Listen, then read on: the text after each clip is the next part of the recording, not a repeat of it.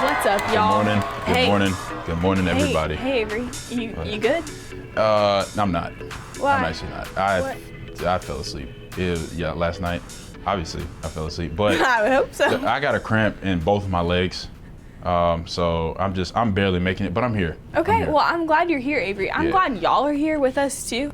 Welcome back to C2020. Welcome back to C2020. Just excuse my lack of, man, I was up all night. Stretching. Stretching. Avery needs to stretch. Because the reason why is, man, that the worship, or the spoken word with Joe playing the pianos, man. Those keys. It made, so I was squatting, the Raise the state hands, of surrendering. squat the legs. Well, you know how you surrender and get down on both your knees and just, I caught cramp in both my legs.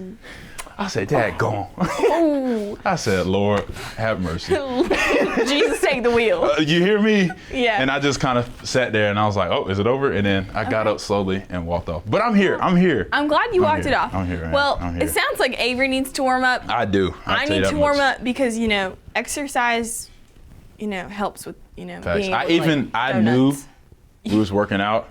I knew it was gonna be a struggle getting out. My mind, I knew it was gonna be a struggle getting out of bed. So I was like, you just started sweating. I was like, if I put this headband on, I know I'm gonna be in a state of mind to let's get this working. Let me not worry about my cramps in my legs. So I was like, let's do this. Let's do some jumping jacks. Y'all do them with us. Jumping jacks? Yeah. I thought we were gonna stretch.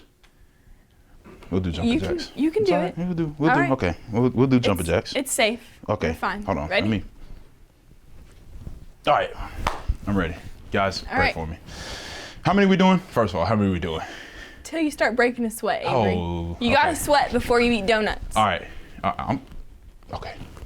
These they are. That's all good. All right, here we go. Ready? Yep. I'm on your count. 3, 2, 1, go. 1, 2. Hey, cramp on my leg. Cramp in my leg. I'll be back. Okay. I gotta go. I got a cramp in my leg. I told y'all I need to. I don't know why we did jumping jacks. Just walk it off. So I'm gonna walk. I'm gonna try to find some water. I'll be back though. I'll be back. Walk it off. Just don't even worry about me. Just keep on. Keep on going. Go take a nap, baby. Walk it off. Ooh, I need some water. Okay. So we're gonna get on with it because we have a competition to get back to. Remember from last night, Regional had 50 points. High Point Campus, y'all got 40 points.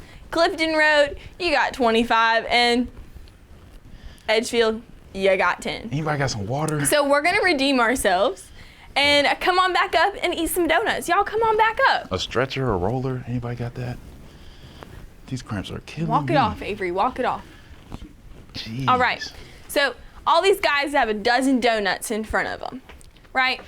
They're gonna see how many donuts they can eat in a minute. The most donuts in the minute wins the most points, obviously. So, I'm gonna set a timer.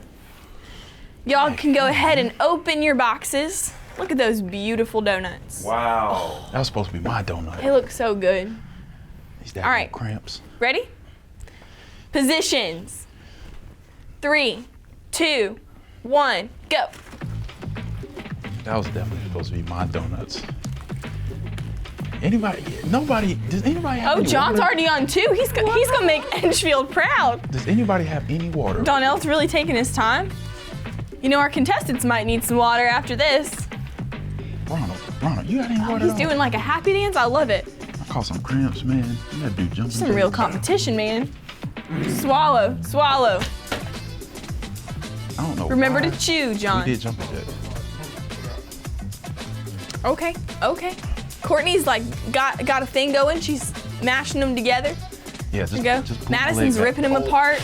I usually take my time eating donuts. Donnell takes his time. That's his strategy right now. We got 13 seconds to go, man. Make us proud. Ooh, Courtney's catching up. Thank you. Courtney's catching up. Courtney might be in the lead. Nope. John Martin takes it back. Oh, stop eating.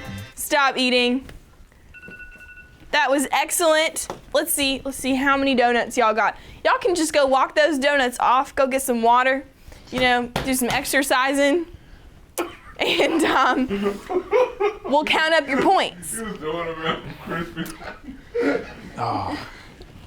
Avery's coming back. He's gonna help me count. Y'all, these were supposed to be my donuts. Well, Ron got me stretched out though. He got me stretched out. He got me some water. Holy, who ate this? Praise God for Ron. Oh my goodness. All right, So I didn't tell you, but we had a donut eating competition with our I heard contestants. while I was getting stretched out. I heard, we're having a donut. It was supposed to be my donuts. Well, you were not present. After doing my jumping jacks. Really? There's still some for you. That is Okay, true. we That can is share. true. My bad. All right. So let's count up these donuts. Who is that? This is John Martin from my Edgefield. goodness. You know, making Edgefield proud, taking the lead back. How long did they have to eat? They had a minute. He was putting them away, man. Putting them away. I wonder where those donuts went. Jeez, that's a lot of donuts that he ate. Okay, so he ate How many is that? 4 and a quarter. 4 1/4? 4 1/4. In a minute. Jeez. In Who a is minute. that? They took their time. That's Edgefield. Okay. We know how Donnell does.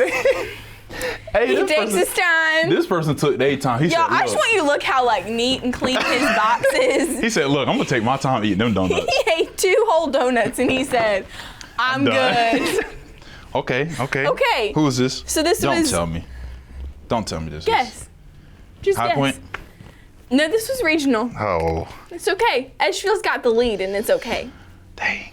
I leave to go stretch So- out, and this is what happens? This is what happens when Avery leaves. So, regional, y'all got like 2 1/4. 2 1/4. That's not bad. She did her best. She did her best. not bad. And then Courtney's over here. What is that? I want to say that's It's a donut ball. It's like a. Yeah, let's- Y'all take a peek at that. What is that?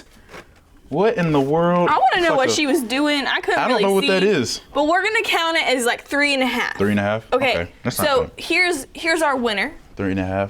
Don't. Oh, We my got goodness. 4 1/4. John Martin for Edgefield.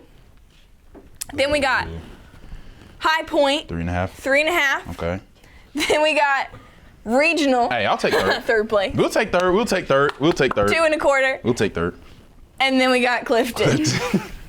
With 2, barely. With just straight 2 because there's Barely no mess 2. here. Barely 2. Anything's possible! Go Edgefield! Wow. Edgefield. Yes. Regional. It's okay. It's all right. Okay, It's all right. so we'll get on with it because I think all we're right. just kind of Yeah. donuts. So, y'all, this was the challenge for today for them, but we're gonna give y'all challenges of the day to do. These cramps got me, my speech Yeah. is all the way messed up and quarantine. So what your challenge of the All day of it. is? All of it. Everything's got Avery messed up. It's okay. Everything. He'll be fine in maybe December. Today you're gonna make a C 2020 banner. Look in your packet. It's gonna tell you where to send it in, and we're gonna vote on the best banner. Whoever has the best banner gets more points for Claim the Hill. You don't look Claim the good. hill?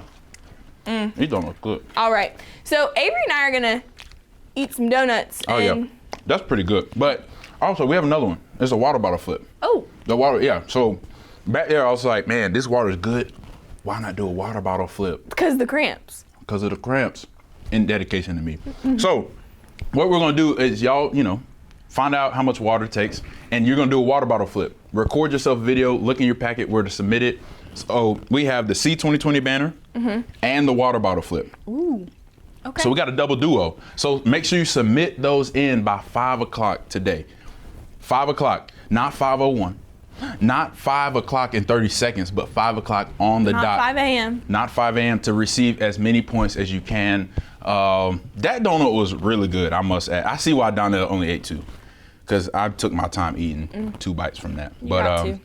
But yeah, so that's the challenge of the day. I'm sorry, I'm sidetracked with these lustrous, great They donuts. smell so good, y'all. They do smell good. The hot Y'all go to the Krispy hot Kreme? light now sign was on. It's like a sign from God that we had to have donuts today. Facts, the donut challenge. So that was the challenge of the day. We're gonna shift on over to, you're gonna catch me. Yes, I got to sit down with Ronald Redman. You'll catch us brunch time with Ron. We'll have, I think it's sponsored by Chick-fil-A. Not We're- Zaxby's? No. I'm sorry. I'm sorry that that's the case. That's okay. But I like we're gonna Chick-fil-A. shift it over to brunch time with Ron. Y'all stay safe out there. Keep on tuning in. This has been the premiere part 2. We'll See you next time. Welcome to Brunch Time with Ron, brought to you by Chick-fil-A. That was playing. Welcome everybody. This is Brunch Time with Ron. Obviously, we're not at Chick-fil-A because of the pandemic. Pandemic keeping So us- we drove through that drive-through. We did. And brought it here. Yeah. And now we're here. So this Brunch with Ron is brought to you by Chick-fil-A. Yeah. So we talked. So this is the morning session. Yep. Obviously, 10 a.m. around that time. Yeah. So we had a great teacher from Tanner last night. Yeah. So can you kind of recap what Tanner was talking about for those that missed? Yeah, absolutely. I'm gonna take about this chicken sandwich. Yeah, no, you go for it. You eat, man. So we are in the summer encounter. We are looking at the book of Joshua, and so last night we got to see how God has given the Israelites a promise to go into the promised land. And so Moses has just died, and a new leader is kind of coming up into power, and he kind of reminds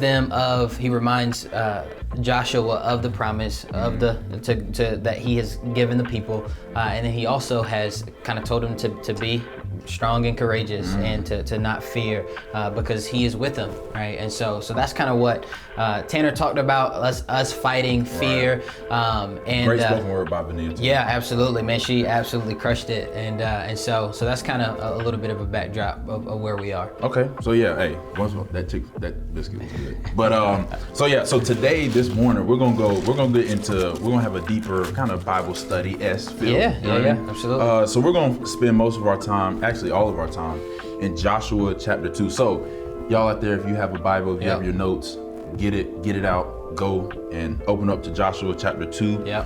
So let's talk about a little bit about Joshua chapter 2. So do we want to read some of the text? We're gonna read a little bit. We'll give that, man. Encourage you guys to read it. If you want to pause the video and read, we'll kind of be referring to some things that are in the text. But for the sake of time, we won't read it all here. So okay, cool. So what is this Joshua 2 kind of talking about? Can we summarize Joshua 2 just for the sake of breakfast time? Yeah, absolutely. Right. So So again, we at this point the Israelites had already sent spies into the land back in Numbers 13, and so they sent spies to go into the land to kind of peep it out. I encourage you guys to maybe go back and check out Numbers 13. Joshua was one of the two people who went into the land to spy. If you actually tell me or DM me or send an email with the second person who that was who went with Joshua, we'll send them a $10 Chick-fil-A gift card. Oh. How about that? Okay.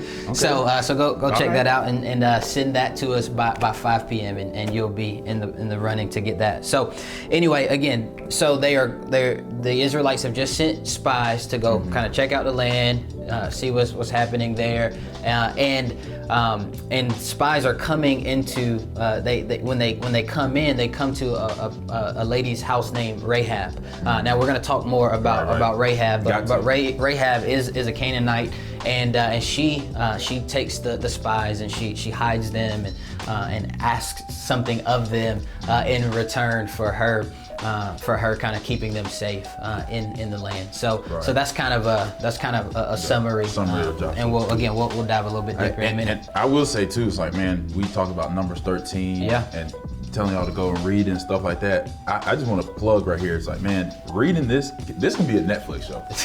I ain't gonna lie, the Bible is like, when you really get into it and really read it, it's like, man, these stories, like we just talk about spies and we're gonna get into Rahab, but it's like, man, these stories are just so like good. Yeah, absolutely. And then like God is just like, read that. Yeah, you know, no, like, for sure. I have this for you to read. Yeah. So we're gonna jump into, you mentioned Rahab, so we're gonna jump right into the story of Rahab. You know, we mentioned the spies and how she housed the spies and stuff like that. Yeah. So it's interesting because when we get to like the promise of Rahab, in my Bible, you know, the head title says the promise of Rahab. Yeah. But then when we get to down to verse 13, something just pops out. I don't know why, but I think there's a lot of misunderstandings, I guess, per se. Yeah.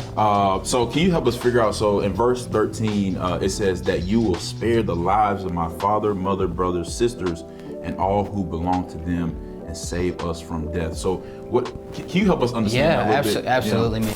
It's a beautiful day. Yeah, it is a good one. Man, that's a really good question. And there's a lot of really good questions about the Bible. Right. Man, what I'll say to answer the question is this. I will say, man, for anybody struggling with questions like this, and really with even a passage or a concept like this, kind of viewing man how God in the Old Testament was a certain way, and Jesus.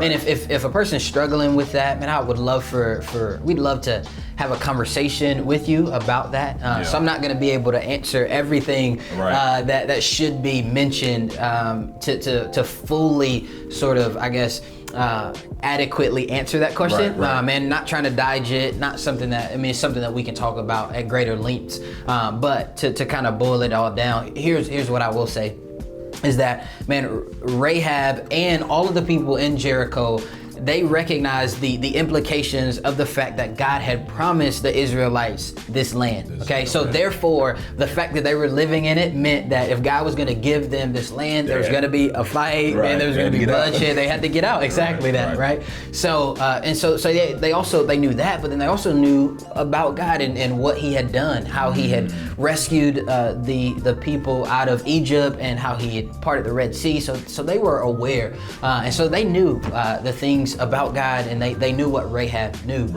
Also, what I would say is God also knew the type of people that the Canaanites were, and I think sometimes when in the first read we might not know the history, but man, there was a lot of things that the Canaanites had done that, man, they were violent, and they were sacrificing children. Just doing heinous things, and man, obviously we can't.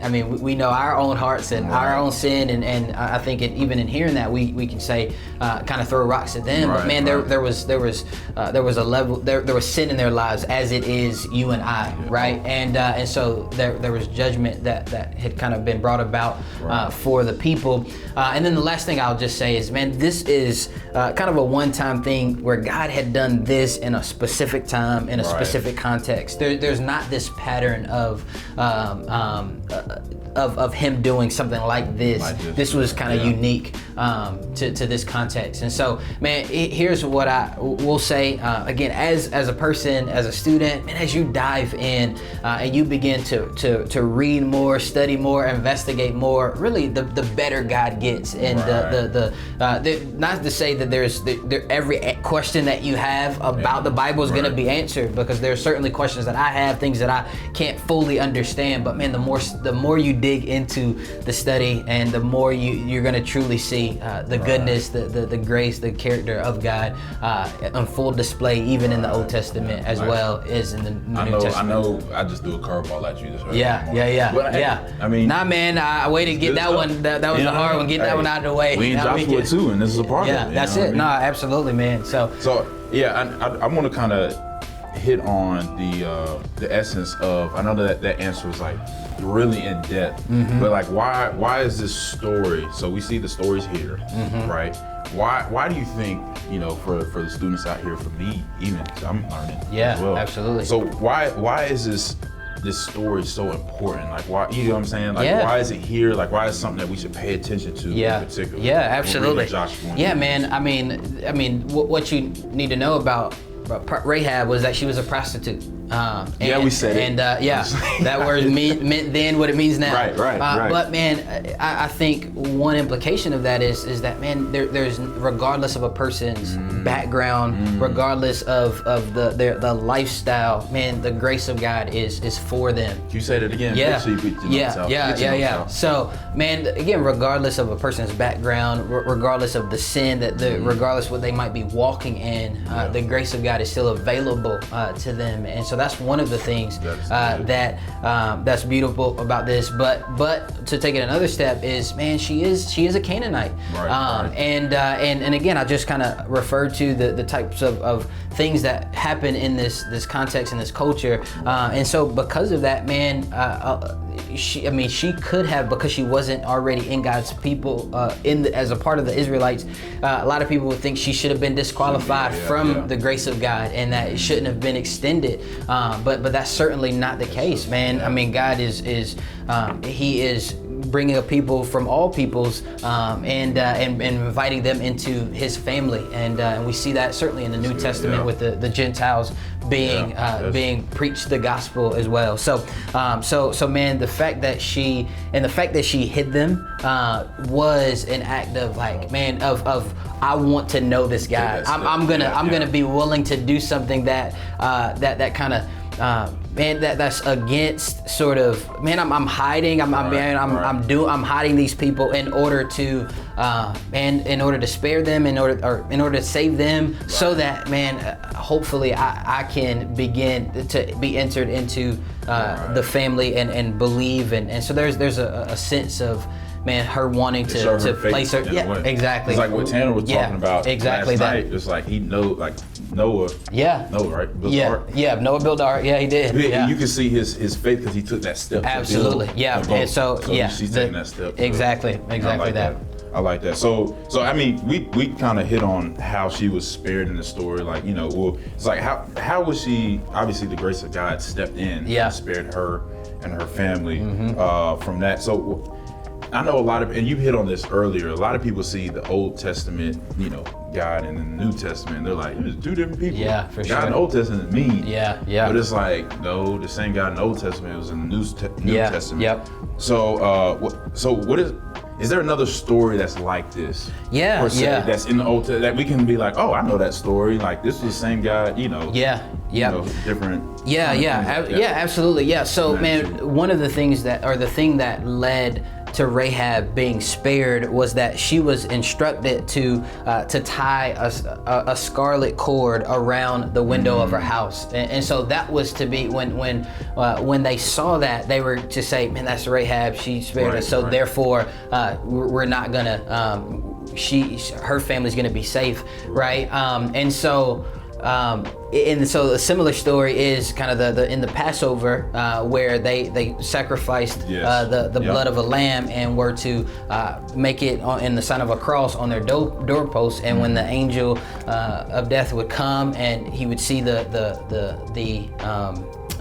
sign or the blood, he'd pass over, and they would be saved. They would be rescued. They would be set. They'd have receive salvation essentially. And so that there is this really cool kind of parallel in the story with Rahab to the Passover. Right. And that reminds me too. And this literally flows right into that. So it's like, man, we see how that Passover story kind of related to Rahab. Yeah. You know, with the scarlet she put over the door. Yeah. How in the world, right? And it's back to how we see, like, sometimes we see God, the Old Testament, different God, but it's the same. So like, how can we look at this story? Yeah.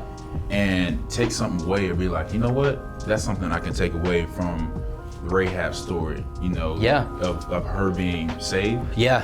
When she didn't want to. Yeah. I mean, absolutely. I mean, not when she didn't want to. Yeah, no. But she didn't deserve it because she was part of the. Absolutely. Yeah, man. I think this story kind of gets us to see, man, really the grace of God, right? As shown in the life of Rahab, right? And then also we see his goodness, man, his mercy, right? And again, sparing her and her family. And so Rahab, and she's not saved because she's good, right? On the contrary, she's saved because of the goodness of God. And so, man, I think for us, man, just seeing God's goodness, and that is, man, it was extended to Rahab, and his goodness and his grace is extended to us, man, through Christ. Christ has died, man, he's died for us, so that all who are apart from him because of our sin and our transgressions against God, man, we can be brought close, man, we can be spared from the penalty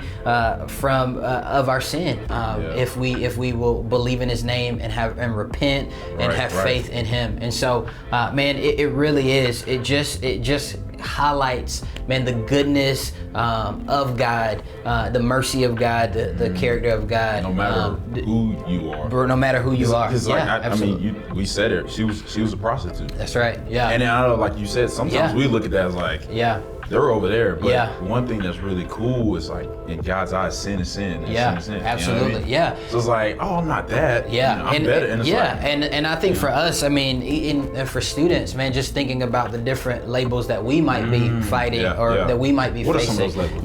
Yeah, absolutely, man. So I think some, I mean, man, I think, man, there's a lot of students that we have who have grown up in the church, and man, they really have tried to live sort of a godly life and a moral life, and man, sometimes they can be labeled as, man, a Jesus freak, a goody two shoes, man, like, and as if that kind of doing the right thing is bad, and that, man, that I mean, that's obviously, man, that's demonic, that's satanic, man, that's I mean, it does please God for us to obey Him, and now obviously that is I mean, if we're doing things in order to get God to love us, right? Because we're good, it's earning us. Now you can obviously do the right things for the wrong motives, and so, man, I do think there's this label of, just being grouped with just being a goody two shoes almost. That's could be one, man, and then of course, man, I think the labels of kind of what society puts on us in terms of, like, man, what is successful and to live the good life and the fulfilling life is to satisfy the desires of the flesh and to just kind of do whatever you want to do, to be free, be your own person, and that sort of thing. And Chick-fil-A biscuits satisfying my soul. Yeah. And so, everybody who's ever eaten a meal with me, man, I never eat my food. I just let it sit there because I tend to talk a ton. And the fact that you're asking me a bunch of questions ain't helping me. So please believe, though, I'm gonna eat this later for sure. But yeah, man. So those are a couple. And then just thinking about, again, man, I think the labels that, man, if you really knew, like, what I had done, like, man, I think people have a tendency to exempt themselves from the grace of God. So it's like, man, because I have done this thing where, man, I've maybe I'm a chronic, like, I tell lies, and this is kind of, man, I'm a liar, or man, you don't know what I've done, and you don't know the extent in which I have committed this sin, and because of that, again, maybe nobody within our listening to this is would identify themselves as a prostitute, but I think we can, if we're not careful, we can think, man, because I've done X, Y, or Z, man, I don't deserve the grace of God. So again, the labels could vary from person to person, but man, it's anything that would define us in such a way that, man, we feel like, man, we don't deserve God's grace, and we're outside of it. Yeah. I know I just said the dumb questions. Yeah, nah, bro. But it's like, the Bible study vibes, you know what I mean? So what do you want people to take away from, like, man, I'm fighting that label of, maybe not a prostitute, but I'm fighting that label of goody two-shoes. I'm fighting that label of, you just go out here and you just do a whole bunch of bad, or you're the great daughter or something. Things that could, like, one is good, like you were talking about, but also sometimes they say, if we're not careful, and it goes both ways. So, like, what do you think people can take away from fighting labels, fighting those things that people say, and from this story? Kind of like, what's the big takeaway? Students and even adults that may be listening, what are some things that we could take away from that? Again, I'll just sort of great question. Just reiterate, man, the fact that, man, the labels, regardless of, man, the labels that others put on you or the labels you might be putting on yourself, man, they don't prevent you from receiving the grace of God. Man, it's available to all of us. And going out and telling people. Yeah, absolutely. For sure. And then second, man, again, to see sort of the goodness of God, and man, just the goodness shown to Rahab. Man, one verse in the scriptures, in Hebrews, it talks about how, man, God is the same yesterday, today, and forever. And so, man, God's goodness, His grace, man, that He has shown all throughout the Old Testament and the New, is certainly true for us today. And so, man, will we by faith receive His grace, place faith in it and trust for all of life. Trust that, man, our eternal security will be satisfied, not because we go out and earn it, not because we are good people, not because we're moral, not because of any of those things, but because God loved us enough to send his son to die for us, man, and through faith in that, man, we have this promise. We get to enter into the promised land, which will be, eternity with him forever. And to that point, it's like, man, how, when people say like Old Testament God, New Testament, it's like that's the same. Like Jesus coming. We did not deserve, like you said, the promised land life, but he's died on the cross. Yeah, absolutely, man. And it all, man, he's using all of that fits into this bigger story, this grand narrative of, man, he's using the small things, the big things, the mundane things, to bring about his ultimate purposes in the end, which is, man, a recreated world where, man, we get to dwell with him, enjoy him, and live as he's intended, man. No effects of sin. But man, we'll save that for another conversation. So we was just getting started. Yeah, but absolutely.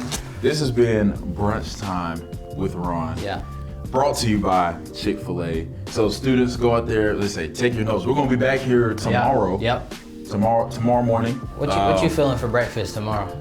Burger King? I don't know why. I ain't eat Burger King breakfast. I'm coming from High Point, so Biscuit Factory is what's on my mind. I would love a good chicken biscuit and fries. Yeah. Lemonade on some. Oh, and also coming up today, remember, Rec Time, Claim the Hill competition from 1 to 5. Yeah. Make sure you submit those challenges in to earn your points. So you can end up winning the grand prize of them all. You know what I'm saying? Everything's coinciding for the bigger, you know what I'm saying? You like how that title. But preaching. This has been Breakfast Time with Ron. I'm gonna finish my Chick-fil-A biscuit with the hash browns and the orange juice. Yeah. This has been real. Y'all take it easy out there. We'll see y'all tomorrow morning.